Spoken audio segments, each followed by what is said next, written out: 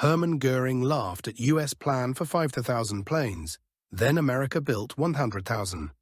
This announcement came as a bolt from the blue. We'll explore this topic in detail, but first, a small favor. Support our channel, subscribe, like, and be sure to let us know in the comments where you're watching from. Your activity helps develop the channel and motivates us to create even better and more informative episodes. Don't miss the finale, where we'll summarize the key findings of the discussion. He laughed loudly, that confident, arrogant laugh of a man who believed the future already belonged to him. Hermann Göring, the Reich's marshal, stood before a giant map of Europe and mocked the news. America wants to build 50,000 planes. Let them try, their women can't even hold a rivet straight. At that time, it sounded convincing. In 1939, the United States was still a land haunted by the Great Depression. Its army was smaller than Portugal's. Its factories built tractors, cars, and washing machines, not bombers. But only a few years later, the impossible happened. America erupted, an industrial volcano awakening under the thunder of war. Göring fell silent, unable to understand how a nation of dreamers became a nation of steel. At first, no one believed it could be done. Congress argued, unions demanded guarantees, industrialists hesitated. But when German bombers turned London's nights into fire and the Atlantic groaned under U-boats, America realized time was over. President Roosevelt said one sentence that changed history: "We shall become the arsenal of democracy." Those words became a national order. Factories that built automobiles yesterday began producing wings and engines tomorrow.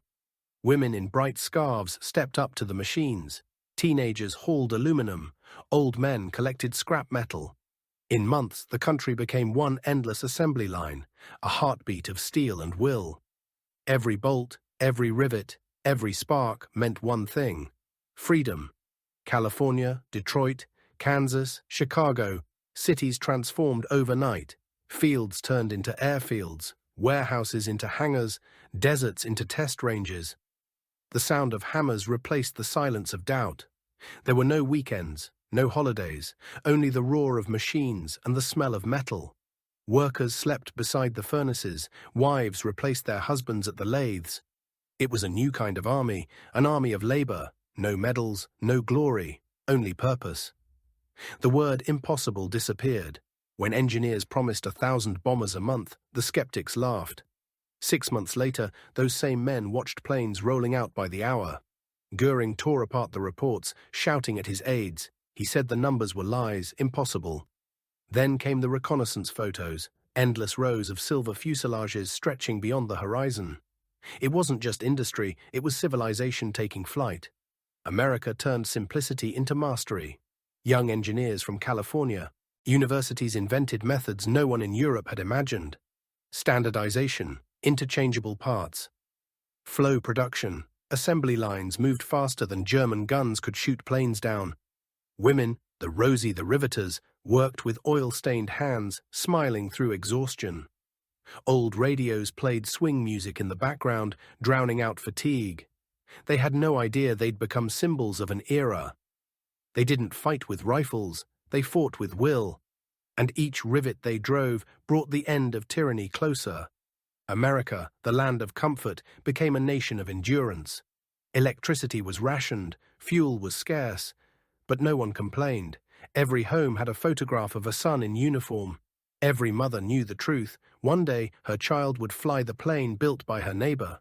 Newspapers celebrated records. One California plant built more aircraft in a single year than entire nations combined. Those headlines became the new faith. People believed that their sweat mattered. That victory wasn't born on the front lines, but here, in the noise of machines. Meanwhile, in Berlin, silence grew heavier. Göring demanded answers. How could traders and bankers outbuild the Reich? How could a democracy surpass a war machine? But numbers rarely lie. With every passing month, the sky filled with American bombers. They came in formations so vast that sunlight dimmed. When the first flying fortresses roared above Europe, even the Luftwaffe officers froze. For the first time, they felt fear. Behind those planes stood millions, farmers delivering metal, students collecting scrap, musicians playing in hospitals, Ordinary people, united by a single idea, to defend life itself. It wasn't propaganda, it was belief. The belief that good must be strong enough to survive. Even Roosevelt admitted his own astonishment. A divided nation had turned into a single machine. Factories beat like hearts. Rivets rang like prayers. To outsiders, it looked like magic. But for those inside it was a storm of work. Airfields couldn't paint tail numbers fast enough. Planes took off straight from the hangar doors. People worked until collapse, yet came back every morning. When the first raids over Germany began, America learned labor itself could be a weapon. Even after the war, Göring refused to believe the scale. When Allied officers showed him the actual production totals, he went pale. He realized the truth. The Reich had lost not just to armies, but to workers. That was the American miracle. Not genius, not luck, faith. Every worker, every nurse, every mother shared the same silent vow: do your part. They didn't seek fame, they sought peace. They built not for power, but for survival, and in that they found greatness. Today it sounds like legend, but it happened. Those black and white photos on factory walls still tell the story. Women with sleeves rolled up, men with wrenches, children carrying boxes of aluminum. They weren't heroes by choice, they became heroes by effort. Maybe that's the lesson. Wars aren't won by generals alone. They're won by people who believe that what they do matters. When someone mocks your dream, don't answer, just work. That's what America did. It didn't argue, it built, and it won. Every new bomber rolling out of a hangar meant hope. Every takeoff carried millions of unseen hands. Pilots knew it. Each flight was powered by the spirit of those who toiled behind the lines. That's why those planes didn't just fly, they soared. When the war ended, the statistics stunned even historians. Hundreds of thousands of aircraft, millions of engines, billions of bullets. But behind those numbers, lives. People who never saw the front, but gave everything.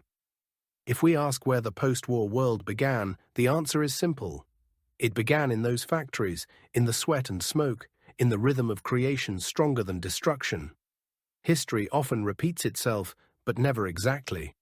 And when it seems humanity has reached its limits, remember America in those years, a nation that turned doubt into determination, failure into fire, and labor into power. The world after the war was never the same. The United States emerged stronger, wealthier, and more confident. But its greatest victory wasn't industrial, it was moral, the discovery that unity can outweigh any weapon. When Göring stood before the tribunal and remembered his old joke about 50,000 planes, he just smiled weakly. He understood too late. He hadn't laughed at America, he'd laughed at his own blindness. Germany began the war believing machines could rule men. It ended. The war defeated by people who built to protect life. America didn't forge planes for glory, it forged them for peace.